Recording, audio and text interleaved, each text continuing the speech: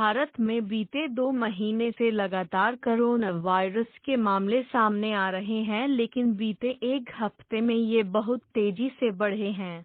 पिछले मंगलवार को कोरोना वायरस के मामलों और मौतों की संख्या में एक दिन के दौरान सबसे बड़ी बढ़ोतरी दर्ज की गई।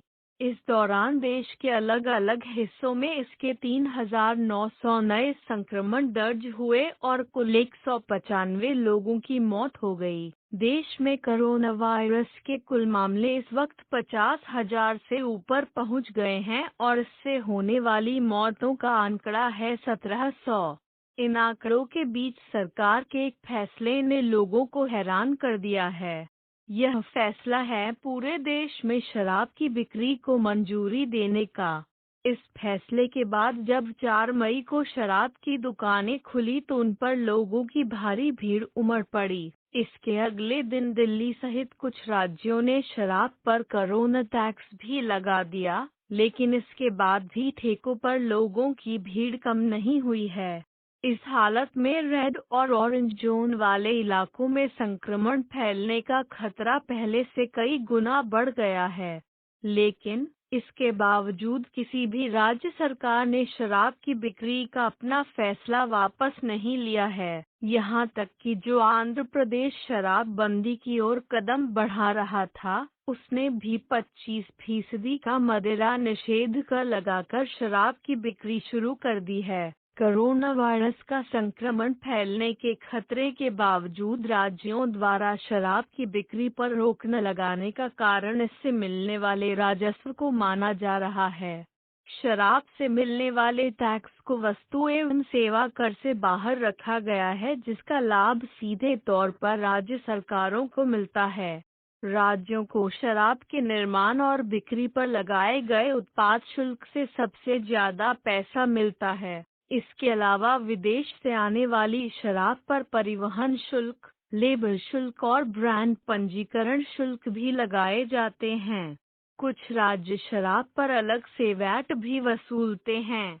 उत्तर प्रदेश और कुछ अन्य राज्य बीते साल से आवारा पशुओं के रखरखाव के लिए भी शराब पर विशेष टैक्स लगाकर फंड जुटा रहे हैं। भारतीय रिजर्व बैंक (आरबीआई) द्वारा बीते साल जारी की गई एक रिपोर्ट के मुताबिक अधिकांश राज्यों को टैक्स से आने वाले अपने कुल राजस्व का लगभग 10-15% हिस्सा अकेले शराब और अल्कोहल से बनने वाले अन्य उत्पादों से मिलता है। कुछ राज्य तो ऐसे भी हैं जिनके राजस्व का 30 से 50% तक का हिस्सा शराब से मिलने वाले उत्पाद शुल्क से आता है।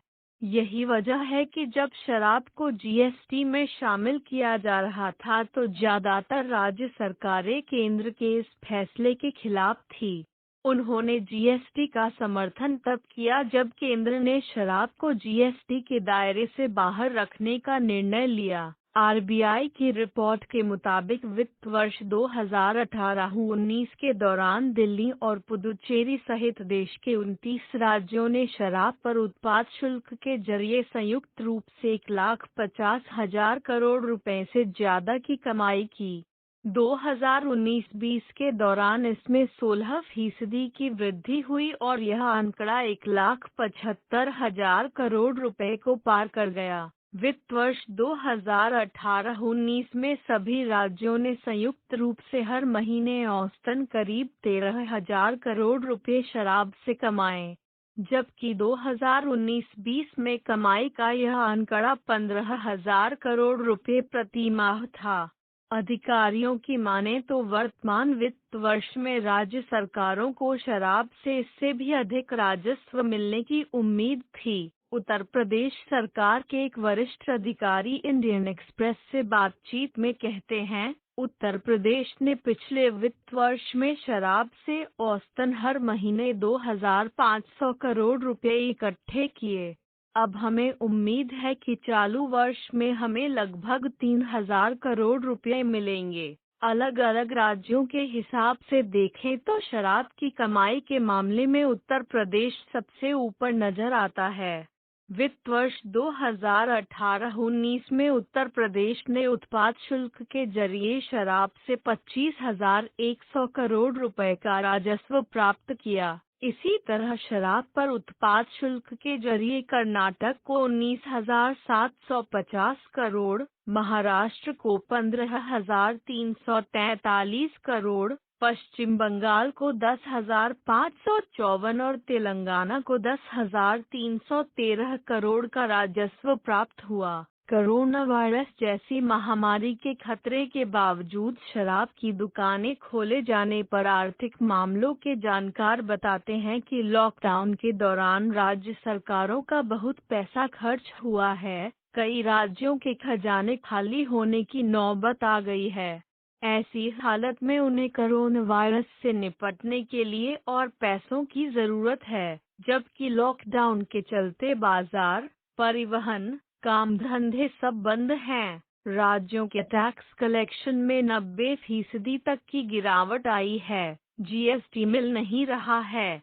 पेट्रोल और डीजल जिनसे राज्यों को सीधा फायदा मिलता है, उसकी भी बिक्री गिर गई है।